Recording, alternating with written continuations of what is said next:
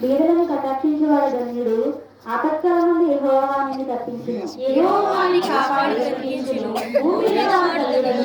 వారి శత్రువుల ఇచ్చుకు నీవు వారిని అప్పగింపవు. రోగశయ్య మీద యెహోవా వారిని ఆదరించును.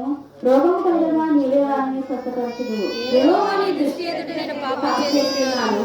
నన్ను కరుణింపుము. నా ప్రాణం స్వస్థపరచుమని మనవి చేసి ఉన్నాను. అయితే నా శత్రువులు నా విషయమై చెడ్డ మాట్లాడుతున్నారు. వాడు ఎప్పుడు చచ్చును, వాని పేరు ఎప్పుడు మార్చిపోవను అని చెప్పుకుంటున్నారు. ఒకడు నన్ను చూడవచ్చునని వాడు అబద్ధమాడును. వారి హృదయం పాపం పోగు చేసుకుంటున్నది.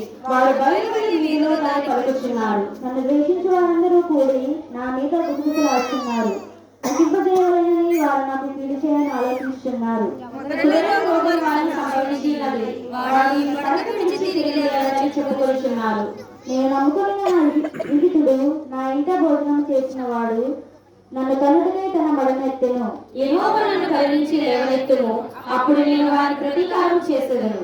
నా శత్రువు నా మీద ఉల్లసింపక మీద చూడగా నేను నీ కృష్ణుని తెలియనాయను. నా యథార్థతను బట్టి నీవు నన్ను ఉద్ధరించుచున్నావు.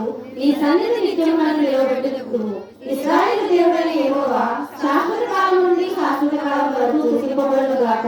ఆమేన్ ఆమేన్. అంశము కొరకు సిద్ధపరచబడిన పరిశుద్ధ లేఖన భాగాలు చదువుగా విందాం. ఆది కాండము పాత నిబంధన వాక్య భాగము, ఆది కాండము 6వ అధ్యాయము 5వ వచనం. సరే 5, 6 చదవండి.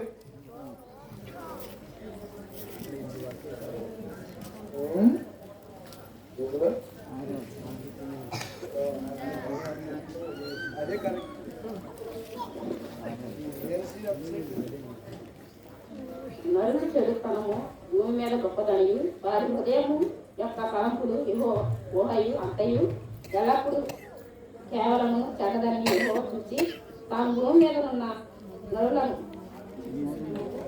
చేసినందుకు యెహోవా సంతాపం. Very good. కలజోడి వేసేసుకోండి. అలాగే మత్తయి సువార్త 25వ అధ్యాయము 41వ వచనం నుంచి 46వ వచనం వరకు.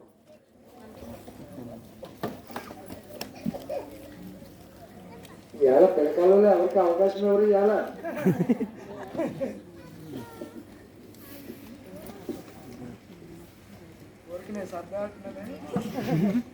అప్పుడు ఆయన ఎడమవైపు ఉండే వారిని చూసి, తప్పింపబడిన వారులారా, నన్ను విడిచి అపవాదికిని వాని దూతలకు సిద్ధపరచబడిన నిత్యాగ్నిలోనికి పోవుడి.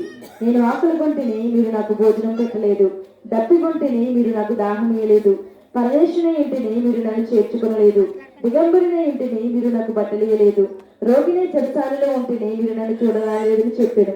అందుకు వారును, ప్రభువా, మేమెప్పుడు నీవు ఆకలి కొంటి ఇండుటైనను, దప్పుకుని ఇండుటైనను, పరదేశీయ ఇండుటైనను, దిగంబరి ఇండుటైనను, రోగువై ఇండుటైనను, చెరసాలలో ఉంటైనను చూచి నీకు ఉపచారము చేయకపోతేమని ఆయన అడిగెదరు. అందుకు ఆయన, మిక్కిలి అల్పులైన వీరిలో ఒకరికైనా మీరు ఇలాగూ చేయలేదు కనుక నాకును చేయలేదని మీతో నిశ్చయముగా చెప్పుచున్నానని వారితో అన్నారు. వీరు నిత్య శిక్షకును నీతిమంతులు నిత్య జీవనకు పోదురు. ఈ కొద్ది వర్షం లేదు. ఓ ప్రభువా, మమ్మను కనికరింపుము. మన తండ్రి అయిన దేవుని నుండి, ప్రభువైన యేసుక్రీస్తు నుండి కృపయు సమాధానము మీ అందరికీ విస్తరించును గాక. ఆమేన్. ప్రియులారా,